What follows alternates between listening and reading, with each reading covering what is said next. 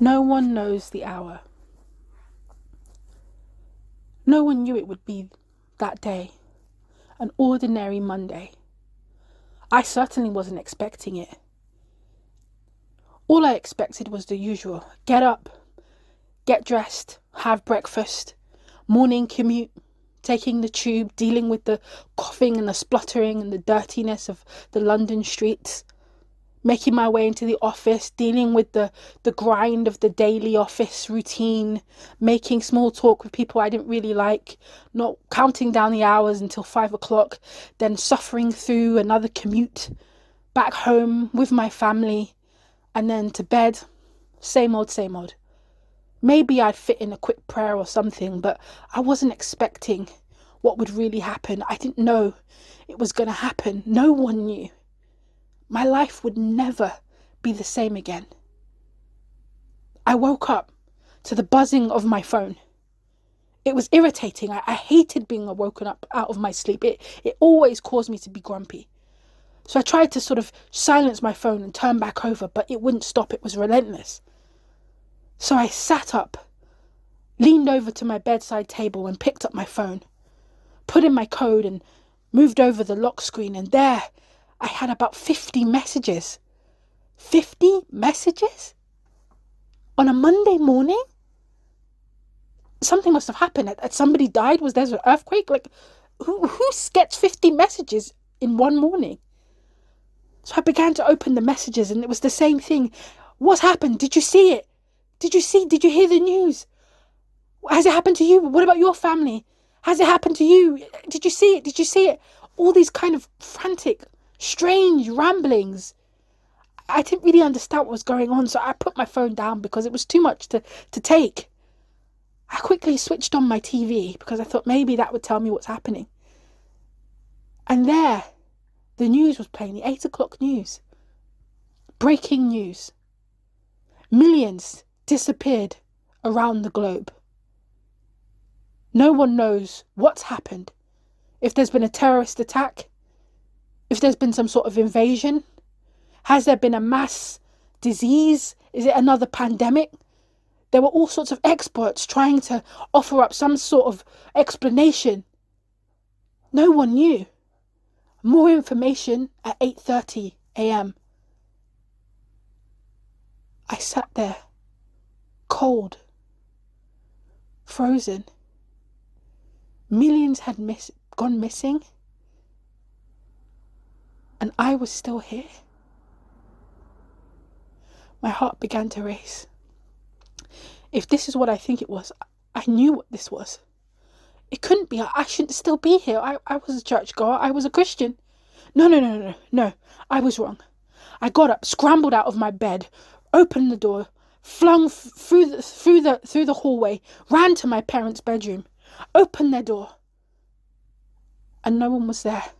I quickly checked to see if anybody was in the ensuite room, their ensuite bathroom. Maybe someone was taking a shower or something. They were often in there together, but no sign, no trace. I looked at their bed and both of their clothes, their pajamas, were neatly folded. There was no sign that they had gone anywhere. Their shoes were still there. Their cupboards were closed. Everything was in order. Oh gosh. No, I couldn't think that way. They could have gone out. My parents were organised. They were early risers. Possibly they'd gone for a walk, a morning ramble.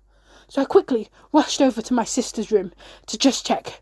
Because, she was a late sleeper, so she probably was, still in bed. I opened her door and no one was there. Again, her clothes were neatly folded on her bed, but no sign of her. And her room is usually a mess, so the fact that her pajamas were folded was a clear sign something was wrong. My heart sank. No, it can't be. They've gone. I knew what this was. My mum always told me about this. Be careful. Make sure you're ready.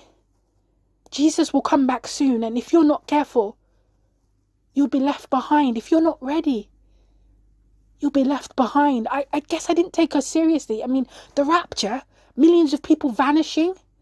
That didn't sound real. It sounded like some sort of science fiction film. It didn't seem like a real thing. I slowly walked back to my bedroom and I sat on the bed. I was a Christian. I mean, I attended church. I did all the right things. I said all the words I was supposed to say. I sang the songs. I tried to be frequent. I mean, I didn't do all the deep stuff that my parents did or that my sister did. I wasn't into all of that. I was just thought it was enough to just attend. I wasn't really listening in Sunday school and I didn't really listen to the messages. I was just there because my parents wanted me there, but I couldn't wait to get out and go and actually live my life. It was just something that you did. You went to church. I thought I was a Christian. I know they talked about being born again, but I just thought that was because they were, more deep into it. And I thought I had ages to become born again. I had all my life to do that. So why didn't do it now? I wanted to live.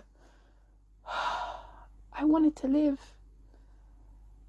And now, what would I do? Where would I go? Who would I be? They were gone. They were all gone.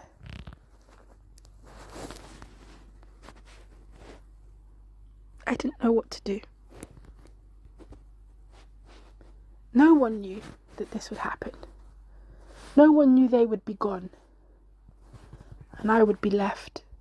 Hi everyone, that's episode 2. It's based on the scripture that no one knows the hour that Jesus will come back in Matthew.